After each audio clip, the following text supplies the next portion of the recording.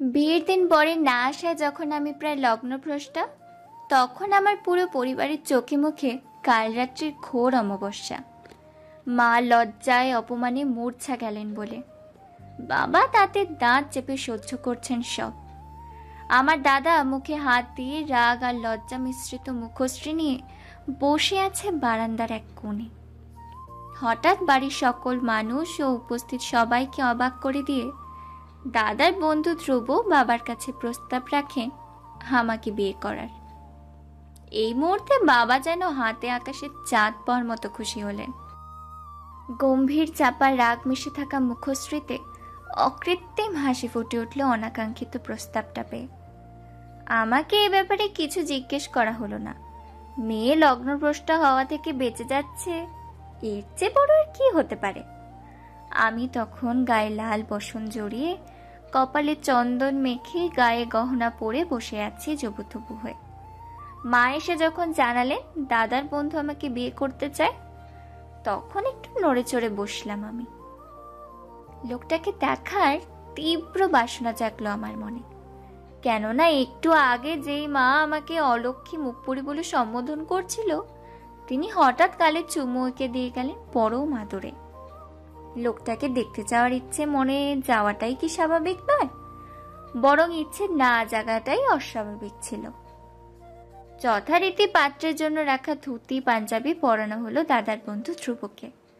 তারপর আমাকে নিয়ে যাওয়া হলো ছাদনা তলায়। দাদার বন্ধু আদেও বেকার নাকি চাকরি করে তা আমার জানা নেই, বাড়িতে বাবা মা হয় জানেন। কিন্তু এই মুহূর্তে যেটা একদমই বড় কথা নয়, এসব তো মেয়ের জন্য পাত্র ঠিক করার সময় খোঁজ করা হয়। আমাকে তো এখন উনি লগ্নভ্রষ্টা হওয়ার হাত থেকে বাঁচাচ্ছেন, এটাই সবচেয়ে বড় ব্যাপার। শুভদৃষ্টির সময় আমি লজ্জা না পেয়ে ধ্রুবকে দেখতে লাগলাম। উজ্জ্বল শ্যামলা বরণের বলিষ্ঠ যুবক, চোখা নাক, গভীর চোখ, বিশিষ্ট সুদর্শন লোকটাকে আমি আগেও দেখেছি। তবে এখন টোপর পরে আসা আমার সামনে স্বয়ং বর বেশি থাকা পুরুষের দৃষ্টিতে নয়। শুভ দৃষ্টি কন্যা সম্প্রদান শেষে এবার 7 পাকে বাধা পড়ার পালা। আমি আর চোখে তাকালাম ওনার দিকে। লোকটা গম্ভীর মুখে সামনের দিকে তাকিয়ে। আমি দ্রুত চোখ সরিয়ে নিলাম। তারপর আমাদের 7 পাক পরিক্রমণ সম্পন্ন হলো। এবার সেই দিব্য মুহূর্ত, সিঁদুর দান, একজন সনাতনী নারীর জীবনের সবচেয়ে গুরুত্বপূর্ণ মুহূর্ত। ধ্রুব আমাকে সিঁদুর পরালেন অতি যত্নে, কোনো তাড়াহুড়ো নেই।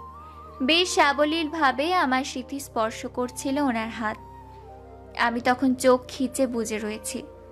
সিঁদুরের খানিকটা আমার নাকের গোড়ায় এসে পড়ল। লোকমুখে শুনেছি, বর সিঁদুর পরানোর সময় নাকের মাথায় সিঁদুর পরলে নাকি স্বামী অনেক ভালোবাসে। কথাটা মনে পড়তেই আমি মনে মনে হেসে নিলাম, কেননা আমি বেশ ভালোভাবেই জানি বিয়েটা উনি কেবল একজন নারীর সম্মান রক্ষায়িত করেছেন। ধ্রুব বিশ্ববিদ্যালয়ে পড়েন, দাদার ক্লাসমেট ও খুব ভালো বন্ধু। শহরে মেশে থাকেন, তবে আমাদের পরিবার শহরেই স্থায়ী বাসিন্দা। বাবা স্কুল শিক্ষক আর মা গৃহিণী। আমরা 2 ভাই বোন বেশ আধুনিকতার মাঝেই মানুষ হয়েছি। তবে আমি বেশি দূর পড়তে পারিনি। উচ্চ মাধ্যমিকের পরেই বাবা বিয়ের জন্য পাত্র দেখা শুরু করেছিলেন। দাদা এখন বিশ্ববিদ্যালয়ের 2য় বর্ষে পড়ে। আমার সদ্য বিবাহিত স্বামীও একই বর্ষে। ভোর রাতে উনি আমার হাত ধরে ট্রেন থেকে নামলেন। আমার এক হাত ওনার হাতের মুঠোয়, ওনার অন্য হাত দখল করে আছে আমার কাপড় আর জিনিসপত্র ভর্তি ব্যাগখানা। উনি আমাকে নিয়ে ওনার গ্রামের বাড়িতে এসেছেন। ট্রেন থেকে নেমে একটা ভ্যানে করে আমরা ওনার বাড়িতে এসে পৌঁছালাম। ভ্যানটা গ্রামের আঁকাবাঁকা মেঠো পথ পেরিয়ে একটা বিশাল জমিদার বাড়ির সামনে থামল। ভাড়া মিটিয়ে উনি আমাকে নিয়ে ভ্যান থেকে নামলেন। আমি তখন অবাক হয়ে ওনার বাড়ি দেখছি। হাতে টান পড়ায় হুঁশ ফিরল। দেখলাম উনি আমার হাত ধরে বাড়ির ভিতরে প্রবেশ করছেন। উনি এই অসময়ে না বলে কয়ে বাড়িতে ফেরায় সকলে অনেক খুশি হলেও সেই খুশি নিমিষেই যেন ম্লান হয়ে গেল যখন ওনার হাতের ভাঁজে আমার হাত, আমার সিঁথিবর্তী সিঁদুর আর লাল বসন সকলের নজরে আসলো। একজন প্রৌঢ়া বিস্ময় নিয়ে এগিয়ে এসে দাঁড়ালেন ওনার সামনে। পরনের সফেদ বস্ত্র, অলংকারবিহীন কায়া বলে দিচ্ছিলেন উনি বিধবা মানুষ। আমি আন্দাজ করলাম ইনি ওনার মা। আমার সন্দেহ সত্যি হলো যখন ধ্রুব বলে উঠলেন, নির্বাণী, মাকে প্রণাম করো। আমি ওনার কথা শুনে তড়িঘড়ি করে প্রণাম করলাম ওনার মাকে। ভদ্রমহিলা সিনেমার শাশুড়িদের মতো আমি এসব মানি না এমন মনোভাব নিয়ে পা সরিয়ে নেননি। আমি প্রণাম করার পর ধ্রুব প্রণাম করলেন। বাকিরা তখন আমাদের দিকে তাকিয়ে দেখছিল। জমিদার বাড়ি, জয়েন্ট ফ্যামিলি, মানুষের সংখ্যা অনেক। বসার ঘরে উপস্থিত সকলের নজরে ছিল আমাদের উপর, বিশেষত আমার উপর। অস্বস্তি আর লজ্জায় চুপসে যাচ্ছিলাম আমি। আমার শাশুড়ি বোধহয় সেটা বুঝলেন। ধ্রুবকে আদেশের স্বরে বলে উঠলেন, ওকে নিয়ে ঘরে যাও, বাকিটা পরে শুনছি। ওনার এমন কথাতে আমি বেশ অবাক হলাম। আমার মন নাটকীয় কিছু আশা করছিল, কিন্তু তেমন কিছু ঘটল না। আমি আর চোখে ধ্রুবর দিকে তাকালাম। ওনার মুখশ্রী স্বাভাবিক, অর্থাৎ উনি কি ঘটবে না ঘটবে তা সবই জানতেন। ধ্রুবদের বাড়িটা 3 তলা বিশিষ্ট। উনি আমাকে নিয়ে 3 তলার একটা কক্ষে এসে পৌঁছালেন। আমার দৃষ্টি তখন বিস্ময় নিয়ে এদিক ওদিক ঘুরছিল। এত বিশাল জমিদার বাড়ি কখনো স্বচক্ষে দেখার কথাও আমি ভাবিনি। সেখানে আজ আমার ভাগ্য আমাকে এমন একটা জমিদার বাড়ির বউ করে এনে দাঁড় করিয়েছে। আমি সবটা ভেবে একটা ঘোরের মধ্যে ছিলাম। দরজা খোলার আওয়াজে আমার ঘোর কাটে। আমি বিস্ময় নিয়ে কক্ষে প্রবেশ করি। অনেকদিন বন্ধ থাকা ভ্যাপসা একটা গন্ধ এসে নাকের গোড়ায় ঠেকছে। কক্ষটা বেশ বড়সড়। একটা বিশাল খাট পাতানো, তার বাঁ পাশে বুক সেলফে সারি সারি বই সাজানো। বিছানাটার ঠিক ডান দিকে বড় একটা জানলা। উনি গিয়ে এতদিন বদ্ধ হয়ে থাকা জানলাটা খুলে দিতেই সকালের আলো এসে পুরো কক্ষটাতে অনেকটাই আলোকিত করে ফেলল। হঠাৎ উনি মৃদুস্বরে বলে উঠলেন, নির্বাণী, হুম? তুমি একটু বসো, আমি মায়ের সাথে দেখা করে আসছি। আমি ঘাড় কাত করে সায় দিতেই উনি বাইরে চলে গেলেন। বিশাল কক্ষটাতে তখন আমি একা। আমি ঠোঁটের কোণ কামড়ে এদিক ওদিক চোখ বুলালাম। তারপর কি মনে করে জানলা করে মাথা বের করে নিচে তাকালাম। নিচ থেকে কয়েক জোড়া চোখ এদিকেই তাকিয়ে। তৎক্ষণাৎ মাথা ভেতরে ঢুকিয়ে নিলাম আমি। আমার হৃদয় অজানা কারণে কেঁপে উঠল। আমি গিয়ে বিছানার এক কোণে বসলাম। তখনই হুড়মুড় করে 3 জন রমণী ঢুকে পড়ল কক্ষটাতে। আকস্মিকভাবে ঘটনাটা ঘটায় আর আমি নিচ দিক তাকিয়ে নিজ ধ্যানে মগ্ন থাকায় চমকে উঠলাম বেশ। তাতে খিলখিলিয়ে হেসে উঠল তারা। তাদের মাঝে গোলাপি শাড়ি আট পরে পড়া মেয়েটা বলে উঠল, ধ্রুবর বউ ভয়ও পায় দেখছি। সম্বোধনেই বুঝলাম মেয়েটা ধ্রুবর চেয়ে বড়। গায়ের রং কাঁচা হলদের মতো চকচকে। হাসার সময় টানা টানা আঁখি যুগল কুঞ্চিত হচ্ছে খানিকটা। মেয়ের গায়ের রং তো দেখছি ময়লা। চোখ মুখ কুচকে নীল শাড়ি পরে থাকা মেয়েটা বলে উঠল। আমি আশ্চর্য হয়ে থাকলাম। নিজের সম্বন্ধে এমন মন্তব্য আমি আগে শুনিনি। হঠাৎ মেয়েটার মাথায় গোলাপি শাড়ি পরা মেয়েটা চাটি মেরে বসল। রাগী দৃষ্টিতে তাকিয়ে ইশারায় শাঁসিয়ে উঠল। সাথেই থাকা আরেকজন রমণী বলে উঠল, তাতে কি হয়েছে, মেয়ের চেহারা মেলা সুন্দর লাগছে। ধ্রুব তার বউ লাল টুকটুকে একদম। মেয়েটা শেষ কথায় আমি লজ্জা পেয়ে মাথা নোয়ালাম। আমার চেহারা নিয়ে মন্তব্য করা মেয়ে দুটো দেখতে সমবয়সী, বয়স 15-16 হবে মনে হয়। গোলাপি শাড়ি পরা মেয়েটা তাদের থেকে অনেকটাই বড়। হঠাৎ পায়ের শব্দ পেয়ে 3 জন চমকে উঠল বেশ। আমি হেসে উঠলাম। আমার মৃদু হাসির শব্দ তাদের কানে পৌঁছালো কিনা জানা নেই। 3 জনের চেহারায় ভীষণ ভয়। ক্ষণ বাদেই ধ্রুব এসে উপস্থিত হলেন রুমে। 3 জন আড়ষ্ট হয়ে তাকালো। তারপর হঠাৎ 3 জনই দৌড়ে বেরিয়ে গেল রুম থেকে। ধ্রুব ভূকুচকে তাদের যাওয়া দেখলেন। তারপর সামনে ফিরে সোজা তাকালেন আমার দিকে। আমি বিছানা থেকে উঠে দাঁড়ালাম। কিছু বলছিল ওরা তোমায়? কিছু জিজ্ঞেস করতেই আমি মাথা নাড়িয়ে না বললাম। ধ্রুব বলে উঠল, মিথ্যে বলছো? চমকে উঠলাম আমি। দৃষ্টি মেঝেতে নিবদ্ধ করে নিলাম বিনা বাক্যে। হঠাৎ ধ্রুব বলে উঠল, শাড়ি পাল্টে দাও, ওদিকে স্নান ঘর আছে। হাতের ইশারায় স্নানঘরটা আমাকে দেখিয়ে দিলেন ধ্রুব। এতদিনে তোমার আসার সময় হলো শহুরে বাবু? হঠাৎ কক্ষে এক রমণীর আগমন, সে আসতে না আসতে এক কাণ্ড করে বসল।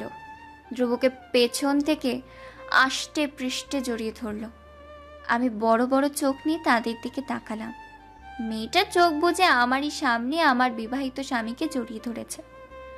উপন্যাসে পড়া একটা বাক্য তখন যেন আমার সাথেও ঘটল। মাথার উপর আকাশ ভেঙে পড়া। মেয়েটার এই আলিঙ্গন বোধ হয় ধ্রুবরও অপ্রত্যাশিতই ছিল। চোখ বুজে একটা গাঢ় শ্বাস ফেলে মেয়েটাকে নিজ থেকে আলাদা করলেন উনি। মেয়েটার দৃষ্টি এবার আমার উপর পড়ল। আমরা একে অপরের দিকে অবাক দৃষ্টিতে তাকিয়ে আছি। আমাকে আপাদমস্তক পর্যবেক্ষণ করে হঠাৎ মেয়েটা ধ্রুবর বুকে অচেতন হয়ে পড়ল। সদ্য বিবাহিত স্বামীর বুকে অচেতন রমণী, তার হঠাৎ আগমন আর ধ্রুবকে জড়িয়ে ধরাটা ছিল আমার জীবনের দ্বিতীয় ধাক্কা। প্রথম ধাক্কাটা সারিয়ে উঠতে না উঠতেই এমন দৃশ্যের সম্মুখীন হলাম। মেয়েটা বাস্তবে ওনার কি হয় ভাবতে ভাবতেই বাথরুম থেকে শাড়ি পাল্টে বেরোলাম। বিয়ের লাল শাড়িটা পাল্টে কালো খয়েরি একটা শাড়ি পরেছি আমি। চোখে মুখে বিস্ময়ের ছাপ এখনো লেপ্টে। অচেতন মেয়েটাকে বাড়ির বসার ঘরে নিয়ে যাওয়া হয়েছে। তার কি অবস্থা সেটা জানার তীব্র ইচ্ছে জাগলো মনে। আচ্ছা, মেয়েটা কি ধ্রুব স্ত্রী? এমন ভয়ানক কথা ভাবতেই বক্ষ কেঁপে উঠল আমার। একজন স্ত্রীর নিকট নিজের স্বামী সম্পর্কে এমন ধারণা করাটা কতটা হৃদয় বিদারক তা আমি টের পেলাম আজ। কিন্তু মনে পড়ল মেয়েটার পরনে শাখা সিঁদুর কিছুই নেই। এবার খানিক নিশ্চিত হলাম আমি। বেশ বড়সড় একটা শ্বাস টানলাম, কিন্তু আবার একটা খেয়াল মাথায় এলো আমার। মেয়েটা নিশ্চয়ই ধ্রুবর প্রেমিকা। প্রশ্নটা আমার গলায় কাঁটার মতো বিঁধে রইল। বিশাল বাড়িটার মতো বসার ঘরটাও অনেক বড়। পরিবারের সকলের খাওয়া দাওয়া একসাথে সেখানেই হয়। এক কোণে মাদুর পেতে তাতে শোয়ানো হয়েছে শশীকে। ধ্রুবর বুকে অচেতন হয়ে ঢলে পড়া রমণীর নাম শশী। বৈদ্য এসে নারী পরীক্ষা করছে তার। পাশেই পেছনে হাত দুটো রেখে অত্যন্ত গম্ভীর মুখে দাঁড়িয়ে আছেন ধ্রুব। ওনার পরনে এখনো বিয়ের সেই পাঞ্জাবি ধুতি। ওনার মা পার্বতী দেবীর কপালে সূক্ষ্ম ভাঁজ। ছেলে কি জন্যে হুট করে বিয়ে করে বাড়িতে হাজির হয়েছে তার কারণ কেবল ধ্রুবর মাই জানেন। বাকি সবাই এ ব্যাপারে অজ্ঞাত। অনেকের ধারণা আমার সাথে ওনার বহু দিনের প্রেম ছিল। ছেলে শহরে পড়তে গিয়ে শহরে মেয়েকে বিয়ে করে এনেছে, এমনটা অহরহই ঘটে। বৈদ্যমশাই নারী পরীক্ষা করে জানালেন তেমন কিছু হয় নাই, কিছু দেখে অজ্ঞান হয়েছে আর কি। চোখে মুখে পানি ছিটালেই হুঁশ ফিরবে। পার্বতী দেবী একজনকে ইশারা করলেন পানি নিয়ে আসার জন্য। শশীর মা তারা শশীর শিওরে বসে নিশ্চুপে গুনগুনিয়ে কাঁদছেন। গ্রামের স্কুল মাস্টারের মেয়ে শশী, শিক্ষিতা, রূপবতী ও গুণবতী হওয়ায় ছেলের বউ হিসাবে তাকে পছন্দ করেছিলেন পার্বতী দেবী। শশীর মনের সুপ্ত কোণেও ধ্রুবর জন্য লুকানো প্রেম ছিল, যা পার্বতী দেবীর প্রস্তাবে প্রকাশিত হয়েছিল। কিন্তু ধ্রুব এখনই বিয়ে করতে রাজি ছিল না। তার ইচ্ছে পড়াশোনা শেষ করার। তাই ধ্রুব শহরে আসে পড়াশোনার জন্য। গ্রামে শশী রয়ে যায় তার অপেক্ষায়। ধ্রুব পড়াশোনা শেষ করে আসলেই তাদের বিয়ে হবে, এই কথা গ্রামের প্রায় সকলেই জানত। এবারই লোক এই সংবাদ না ছড়ালেও শশীর মা গ্রামের লোকদের সাথে কথা বলে এই কথা ছড়িয়েছেন। এই কাজে তার খুব বেশি পরিশ্রম করতে হয়নি। গ্রামে একবারই কোনো ঘটনা ঘটলে তা লোকমুখে এমনিতেই ছড়িয়ে যায়। পানি নিয়ে আসা হলে শশীর চোখে মুখে তা ছিটিয়ে দিলেন বৈদ্যমশাই। অচেতন শশীকে ঘিরে ছিল এবাড়ির প্রায় সকলে। সকলের চোখে মুখে কৌতূহল আর দুশ্চিন্তা। শশীকেই সকলে এবাড়ির বউ হিসাবে গ্রহণ করে নিয়েছিল। এ বাড়িতে ছিল তার অগাধ চলাচল, তাই তার জন্য সকলের খারাপ লাগাটা স্বাভাবিক।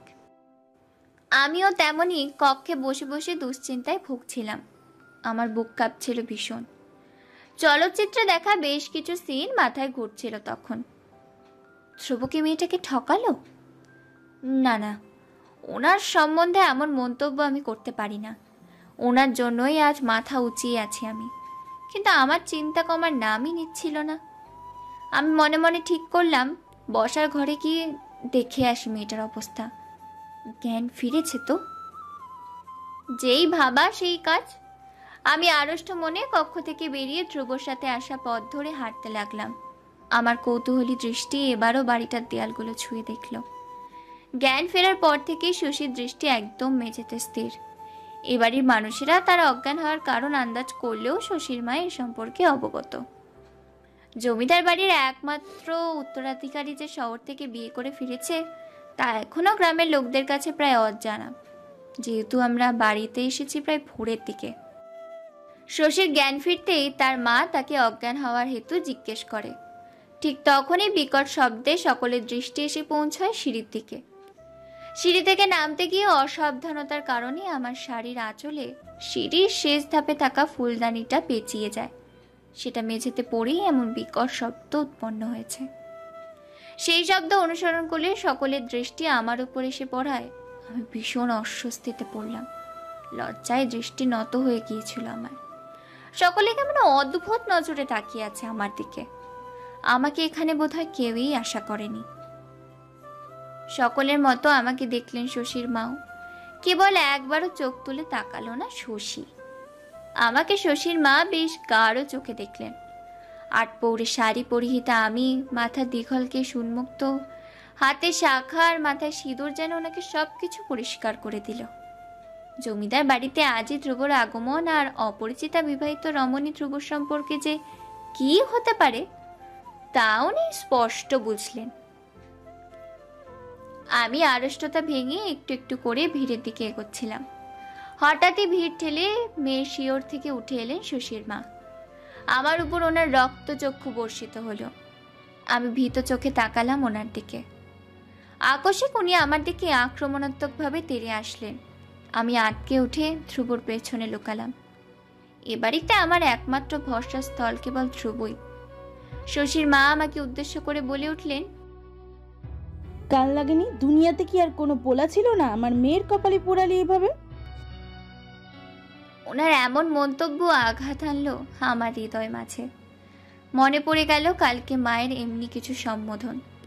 আমি ধ্রুবর পরনের পাঞ্জাবি খামচে ধরলাম। আমার চক্ষু পরিপূর্ণ হয়ে উঠল অশ্রুতে। এবার সকলকে আশ্চর্য করে দিয়ে ধ্রুব গম্ভীর স্বরে বলে উঠল, আপনি ওকে এভাবে বলতে পারেন না কাকিমা। শশীর মা এবার কাঁদতে কাঁদতে বলল, এই মেয়েটা তো আমার মেয়ের জীবন নষ্ট করে দিল। বিয়ে করে আনলাম আমি, আর জীবন নষ্ট করলো নির্বাণী। তীক্ষ্ণ চোখে তাকিয়ে শশীর মায়ের কাছে প্রশ্ন ছুড়ল ধ্রুব। তার ওষ্ঠকোণে তাচ্ছিল্য মিশ্রিত এক টুকরো হাসি লেপ্টে। হাসিটা সমাজের চিন্তাধারার উপর হেসেছে সে। ধ্রুব উপস্থিত সকলের দিকে দৃষ্টি বুলিয়ে শক্ত কণ্ঠে কাট কাট স্বরে বলল, নির্বাণীর সাথে আমার বহুদিনের প্রেম, ওকে ভালোবাসি আমি। তাই কেউ ওর সাথে কোনো রকম খারাপ আচরণ করলে অবশ্যই আমি কিন্তু চুপ করে থাকবো না। ওর দিকে আঙুল তোলার আগে কথাটা সকলে নিজের মাথায় ঢুকিয়ে নিন।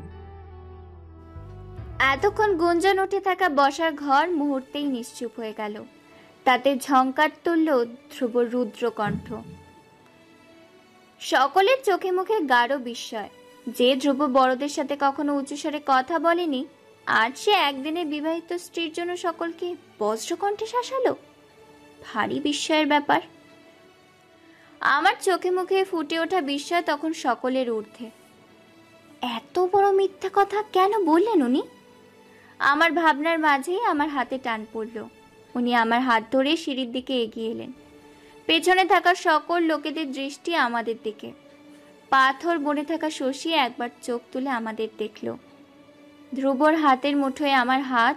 সকলের সামনে ধ্রুব আমার প্রতি প্রেমের স্বীকারোক্তি তাকে নিঃশেষ করে দিল।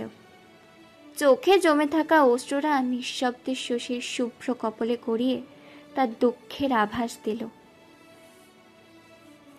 আমাকে নিয়ে সোজা কক্ষে আসলেন ধ্রুব। রাগে ওনার নাকের পাটা কিছুটা ফুলে উঠেছে। কক্ষে পৌঁছেই আমার হাতটা ছেড়ে দিলেন উনি। তপ্ত শ্বাস ফেলে জিজ্ঞেস করলেন, তুমি নিচে কেন গিয়েছিলে নির্বাণী? আমার চোখে মুখের বিস্ময় তখনও কাটেনি। ধ্রুব সকলের সামনে মিথ্যে প্রেমের স্বীকারোক্তি আমাকে তাদের সামনে যে উঁচু করবে না তা আমি জানি, বরং আমাকে তারা অপরাধীর চোখে দেখবে, একটা মেয়ের সংসার করার বাসনা ভঙ্গ করার অপরাধী। আমি ধ্রুবর প্রশ্নের জবাব না দিয়ে বলে উঠলাম, আপনি কেন সকলের সামনে মিথ্যে বললেন? উনি উত্তর না দিয়ে বিছানায় এসে বসলেন। জানালা গলে সকালের নরম রোদ এসে পড়ল ওনার চোখে মুখে। আমি উত্তরের আশায় ওনার দিকে তাকিয়ে।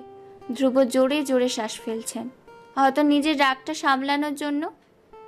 ক্ষণকাল বাদে উনি পূর্ণ দৃষ্টিতে আমার দিকে তাকালেন। আমার জিজ্ঞাসু দৃষ্টি ওনার দিকেই নিবদ্ধ ছিল। ধ্রুব খুব শান্ত স্বরে বললেন, যদি আমি বলতাম যে তোমাকে লগ্নভ্রষ্ট হওয়া থেকে বাঁচানোর জন্য আমি তোমাকে বিয়ে করেছি, তবে তাদের নিকট তুমি আরও নিচু হয়ে যেতে।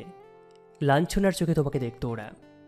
তাদের যে ধারণা আমি তোমাকে ভালোবেসে বিয়ে করে এনেছি, সেটা মিথ্যে হয়ে যেত।